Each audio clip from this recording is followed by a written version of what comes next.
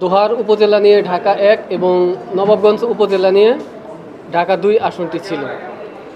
আমাদের 2008 সালে এসে আমাদের এই দুইটি উপজেলাকে একটি আসনে রূপান্তরিত করা হয়েছে।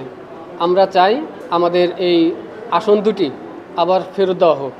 আপনি দেখেন বিগত সরকারের আমলে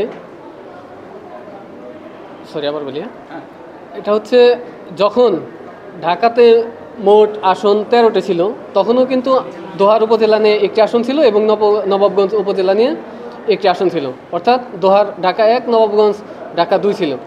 2008 সালে ঢাকায় আসন বাড়িয়ে 20টি করা হয়েছে, কিন্তু সে অন্যদিকে আমাদের দোহার এবং নবাবগঞ্জকে একটি আসন করা হয়েছে। আমাদের একটি আসন ওখান থেকে নাই করে দেওয়া হয়েছে। এখন দেখেন আবার কেরানীগঞ্জে 2টি আসন করা হয়েছে।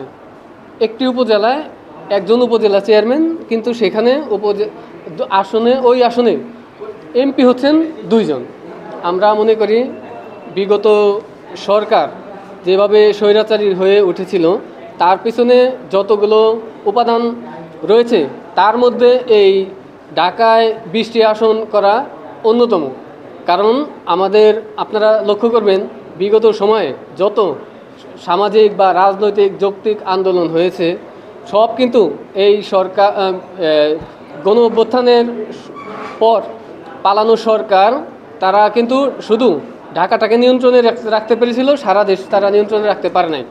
তো আমি আশা করব এই বর্তমান নির্বাচন কমিশন, তারা কিন্তু গণ অভ্যুত্থানের ফসল, তারা কোনো রাজনৈতিক দলের দ্বারা এখানে নিয়োগ পান নাই। আমি আশা করব তারা জনগণের সাধারণ মানুষের কথা চিন্তা করে ঢাকার আসন কমিয়ে, ঢাকা বলতে আমি ঢাকা সিটি বোঝাচ্ছি, যেখানে 100 কাউন্সিলর, 80 জনের মতো নারী সংরক্ষিত নারী কাউন্সিলর রয়েছেন, 2 জন মেয়র রয়েছেন।